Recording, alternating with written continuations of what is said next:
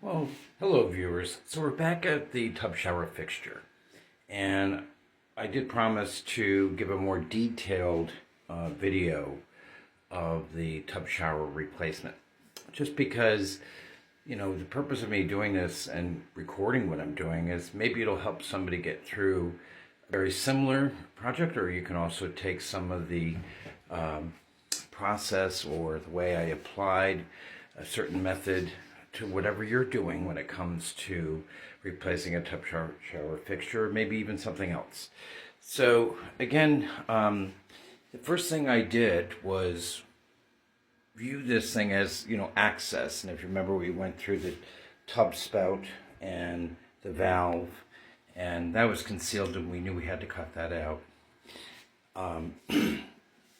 Now again, the fixtures that we're putting in,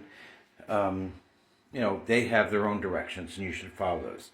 I never explained that after installing the valve, or before installing the valve, I blew out the water lines, because when you replace a fixture, there's a lot of vibration in the pipes. It can knock off debris, and just because of the work environment, you could end up having debris where it doesn't belong. So, before attaching this stuff, I went and turned the water on through the valves on the inside of the closet on the other side, and allowed the water to spray through the back of the tub, but clean out the line. They do recommend 30 seconds because you don't want that debris in the balancing valve that's in here, because if you don't have an immediate problem, it could lead to a problem down the road.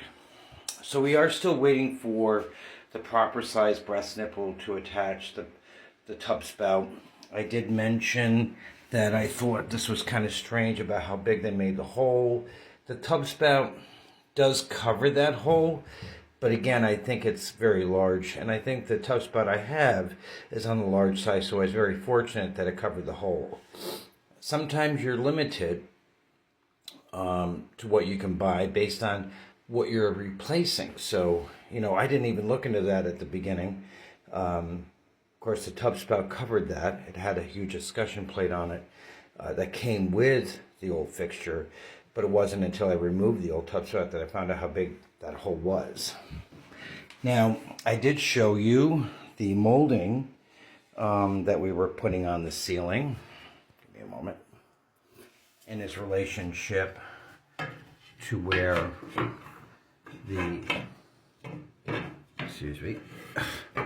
where the shower head arm will be coming out of the wall. And it was way up here. There's just some more remnants up there. But it would never have had enough room for the escutcheon plate to fit. So either the molding would have had to been modified, or the escutcheon plate would have had to been modified. That would have led to an awful look. And just a messy way of finishing it over the years.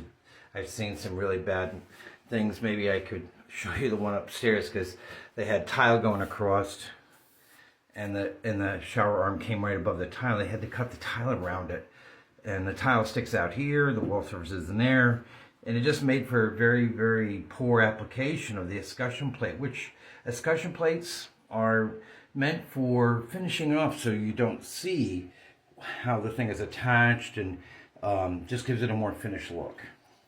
So we still have to tape that, and we'll do that today.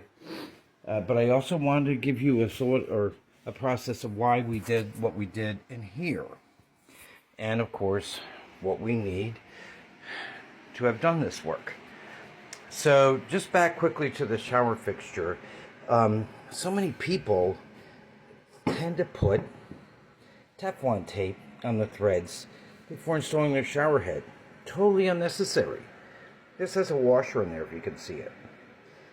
Putting Teflon tape just leaves the white tape out here exposed. Doesn't look very good.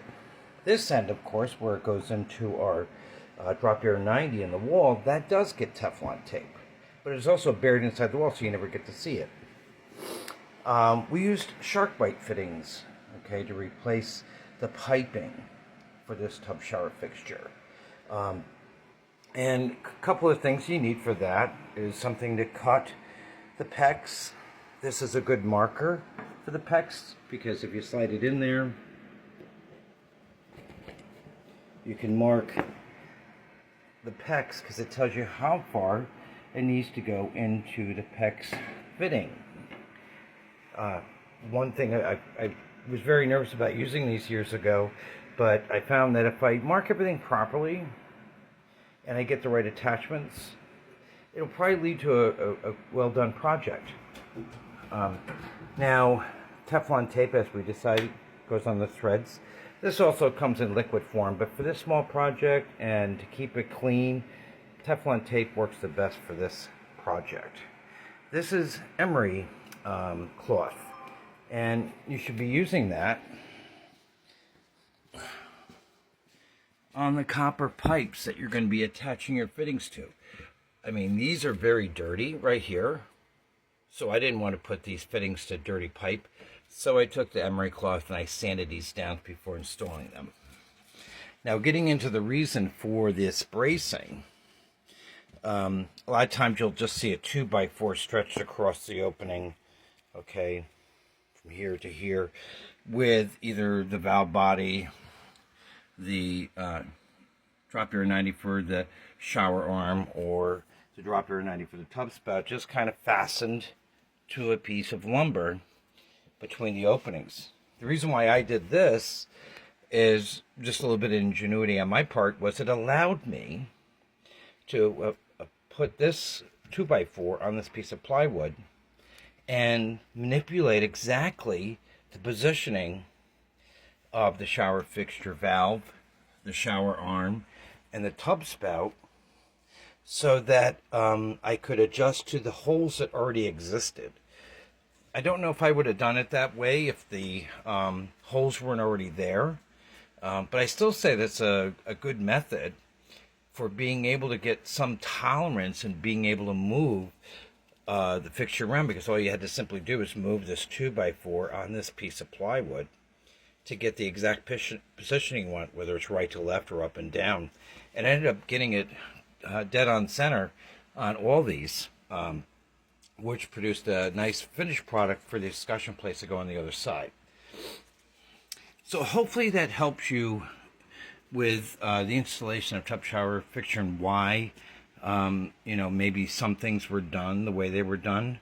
Again, it applied to this particular project. It might not apply to yours, but you can take away some of the things that I did here to do your own project, because that's really why I'm making these videos, to maybe give you some entertainment about a project going on, but also maybe help you get through your project. So I do want to thank you for watching, and we're going to move on with the wall repair of the mildew damaged drywall. Sorry. This is what happened here. Is this over time ran down during use, ran down the wall, and this was all damaged. Now, when I repaired this in the initial stages of this job, the baseboard was still on, so I didn't really get to see all that. So I did bleach the drywall, taped it, sanded it, primed it, and painted it. But then, of course, this bathroom took on another life. But now I have the opportunity to cut this drywall out at the point of damage on both sides and replace that. So that's what we'll be doing, along with grouting. And this has come to a pause. But that's because I want to get some of this dirty work that's still left to do completed before I start putting on finish. So that's what we'll be up to today and this weekend. So I do hope you tune in, and I do thank you for watching. Hello, Corey. Say hello or say goodbye, and we'll catch up with you later. There'll be a new video out later today for the work that we got accomplished today. So again, thank you for watching. Have a great day.